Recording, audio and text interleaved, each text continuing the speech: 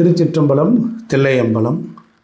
மேசராசி அன்பர்கள், மேசராசிக்காரர்கள், அவர்களை பற்றி நாம் கொஞ்சம் பார்ப்போம். பொதுவாக காலச்சக்கரத்திற்கு மேசராசி செவ்வாயினுடைய வீடு. அது ஒரு நெருப்பு ராசி கிரகம். நல்லா கவனிச்சுக்கணும். இந்த மேசராசிக்காரங்களுடைய வாழ்க்கையில் இந்த செவ்வாய் எந்த மாற்றத்தை தரப்போகிறார் என்பதற்கு முன்னால் மேசராசிக்காரங்களுடைய வாழ்க்கை வரலாறு இந்த ஆண்டில் எப்படி இருக்கிறது. பொதுவாக இவங்கக்கிட்ட ஒரு சுறுசுறுப்பு இருக்கும், நல்ல அழகு, மதிப்பு, மரியாதை, உறுதித்தன்மை இவர்களிடத்தில் இயல்பாக இருக்குது. இவங்களுடைய வாழ்க்கை அமைப்பும் குணங்களும் இவர்களுடைய தலைமை பண்பும், லீடர்ஷிப் குவாலிட்டி, நம்பிக்கை, அவங்களுடைய ஆர்வத்தினால் அவங்க வாழ்க்கை வரையறுக்கப்படுது. பொதுவான வாழ்க்கை முறையில் எடுத்துக்கிட்டால் நல்ல சுறுசுறுப்பாக இருப்பாங்க, நல்ல ஆற்றல் உள்ளவர்களாக இருப்பார்கள். உடம்பு, நீங்கள் செவ்வாய்னா உடம்பு, அந்த உடம்பானது அப்படியே கட்டுத்திட்டமாக இருக்கும். ஸ்ட்ரக்சர் ரொம்ப பர்ஃபெக்டாக இருக்கும். ரொம்ப உற்சாகமாக இருப்பார்கள், எப்பொழுதும் உற்சாகமாக இருப்பார்கள். இவர்கள் வாழ்க்கையிலையும் சரி, இவங்க வேலை பார்க்குற இடத்துலையும் சரி, தொழில் செய்கிற இடத்துலையும் இவங்க ஒரு தலைமை தாங்கக்கூடிய ஒரு சிப்பாயை போல் குணம் இருக்கும். தலைமை தாங்கக்கூடிய குணம் இருக்கும். இவங்கக்கிட்ட ஒரு காரியத்தில் இறங்கினா அதை முடிக்க வேண்டும் என்ற உறுதி, அந்த உறுதியோடு செயல்பட்டுருவாங்க. அவங்கக்கிட்ட ஒரு பொறுப்பை கொடுத்தா தன்முனைப்போடு ரொம்ப பர்ஃபெக்டாக செய்வாங்க. எந்த சவால்கள் வந்தாலும், எந்த குறுக்கீடுகள் வந்தாலும் அதை எதிர்கொண்டு என்ன பண்ணுவாங்க, ஸ்பேஸ் பண்ணக்கூடிய ஆற்றல் உண்டு. குடும்ப வாழ்க்கையில் எடுத்துக்கிட்டாலும் காதல் வாழ்க்கையிலையும் ரொம்ப பொறுமையும் ஆர்வத்தையும் இவங்க ஒரு சமநிலையில் வைத்து கொள்ள வேண்டும். இதுதான் உறவை வலுப்படுத்த முடியும். அதனால் இந்த 2025ஆம் ஆண்டில் குடும்ப வாழ்க்கை இவங்களுக்கு சிறப்பாக இருக்கலாம். ஆனால் சிலர் குடும்பத்தை விட்டு பிரிந்திருக்கக்கூடிய வாய்ப்புகள் உண்டு. இவங்களுடைய தொழில் மற்றும் நிதி நிலைமையெல்லாம் எப்படி இருந்திருக்குன்னா நல்ல பிரகாசிக்கக்கூடிய வாய்ப்புகள்லாம் இருந்திருக்கு. ஆனால் பொறுமையுடன் செயல்படணும். மேசராசி வேகம், எல்லாத்துலேயுமே ஒரு வேகம் இருக்கும். இவங்க பணிகளை ரொம்ப திறமையாக ஒழுங்கமைத்து சரியான நேரத்தில் முடிக்கிறதுக்கு முயற்சிப்பாங்க. எல்லாமே டயத்துக்குள்ளே முடிக்கணும்னு நினைப்பாங்க. வியாபாரிகள் மற்றும் கூடுதல் எச்சரிக்கையோடு இருக்கணும். இதுதான் இப்போ உங்களுடைய உடல் நலத்திலலாம் ஆரோக்கியம் செலுத்துவது இந்த ஆண்டில் ரொம்ப கவனமாக இருக்கணும். பொதுவாக அமைதியை கடைப்பிடிக்கிறது, பேச்சை கட்டுப்படுத்துவது, சில சமயங்களில் பணிகளில் முடிக்க கூடுதல் நேரம் தேவைப்படுவது எல்லாம் இதெல்லாம் நடந்திருக்கும். அதனால் இந்த மேசராசி அன்பர்கள் அவங்க பொறுத்தளவில் மனைவியை நேசிப்பார்கள். தாய் தந்தையர்கள் மேலே பாசம் இருக்கும். இவர்கள் இடம் மாறி தொழில் செய்து வந்திருப்பார்கள். முதலில் ஒரு தொழிலை அவர்கள் இழப்பார்கள், பிறகு அதில் ஜெயிப்பார்கள். மேசராசிக்காரர்கள் பொறுத்தளவில் உதவும் குணம் உள்ளவர்கள். இரக்க சிந்தனையும் உண்டு, கருணையும் உண்டு. ஆனால் ஷார்ட் டெம்பர், கோபம் வந்துடும். கோபந்தான் அவங்கக்கிட்ட. எதையுமே உடலை வலிமையாக வச்சுருப்பாங்க. நல்லா வெயிட் தூக்குறது, எதையும் சளைக்காமல் பாடுபடுவது, அதெல்லாம் அவர்களுடைய குணம். சரி நேயர்களே, இந்த அக்டோபர் மாதம் 27ஆம் தேதி பிற்பகல் 2:44 அதில் செவ்வாய் பகவான் துலா ராசியிலிருந்து விருச்சிக ராசிக்கு இடம் பெறுறார். செவ்வாய் தான் பயிற்சி ஆகிறார். செவ்வாய் என்பது விருச்சிக ராசிக்குள்ளே போகிறார். விருச்சிக ராசி அவருக்கு சொந்த ராசி. அப்படி இருக்க போகும்போது இவர் என்னென்ன மாதிரிலாம் பண்ணுவார் அப்படிங்கிறது நமக்கு தெரியணும் இல்லையா? அப்படி தெரியும்போது பொதுவாக விருச்சிக ராசியில் செவ்வாய் ஒரு ஆற்றல் வாய்ந்தவராக இருக்கார். நல்ல தைரியமாக இருப்பார். ரொம்ப உணர்ச்சி, எல்லாத்துலேயும் உணர்ச்சி தீவிரம். பொதுவாக செவ்வாய்க்கு அறிவு பலம் இல்லை என்று சொல்வார்கள். அதாவது ஏன், எதற்கு, எப்படி என்கிற சிந்தித்தல் இல்லை என்பார்கள்.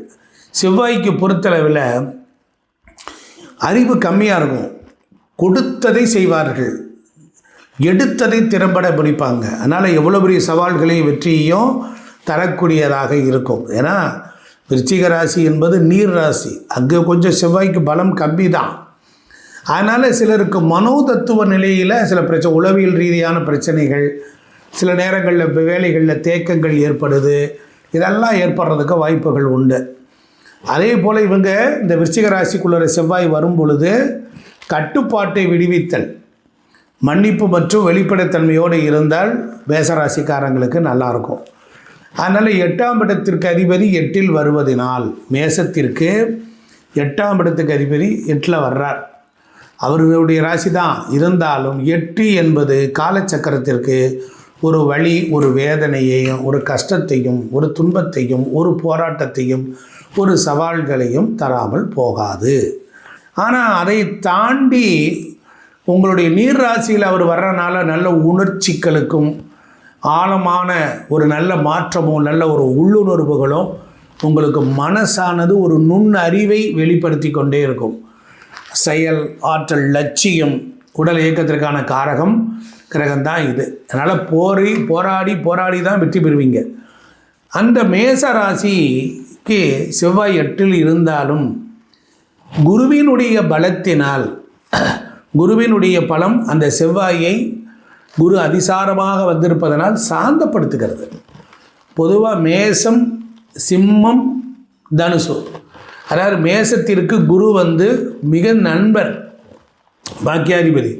அவரே என்ன பண்ணுறார், அந்த செவ்வாய் என்கிற மங்களக்காரகனை பார்வையிடுகிறார்.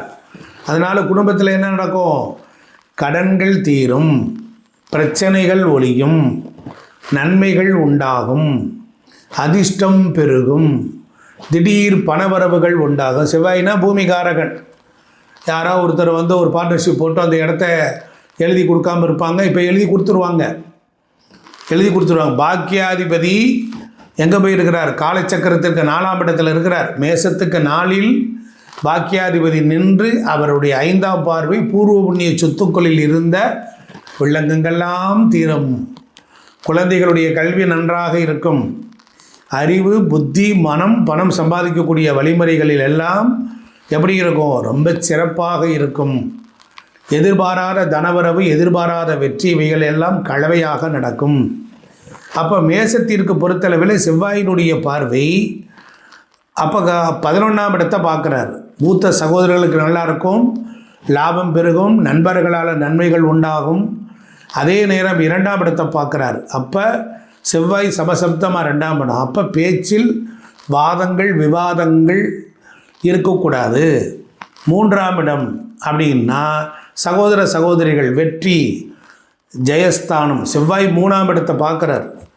காரணம் என்னென்னா 3ஆம் இடம் சகோதரஸ்தானம், சகோதர காரகத்துவம் உள்ள கிரகம் பார்க்குது. ஸோ அதனால் சகோதரருக்குள்ள மனக்கசப்பெல்லாம் நீங்கும்.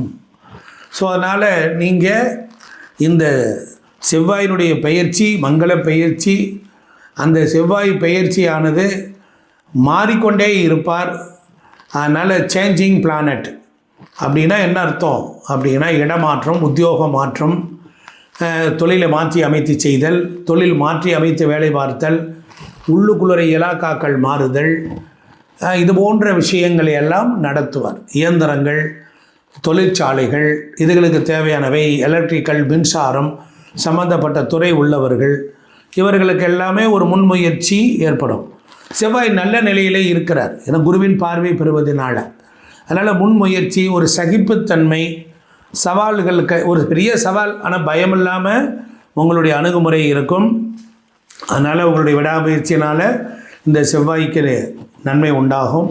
இடம் சம்பந்தமான, பூமி சம்பந்தமான விஷயங்கள், தந்தைக்கு உடல் ஆரோக்கிய குறைபாடுகள், உயிருக்கு சமமான கண்டங்கள், அசிங்கங்கள், அவமானங்கள் வந்ததெல்லாம் நீங்கி ஜாதகருக்கு பொறுத்தளவில் பெருத்த நன்மையை கொடுக்கும். செவ்வாயினுடைய 4ஆம் பார்வை சொத்து பார்வையை கொடுக்கும்.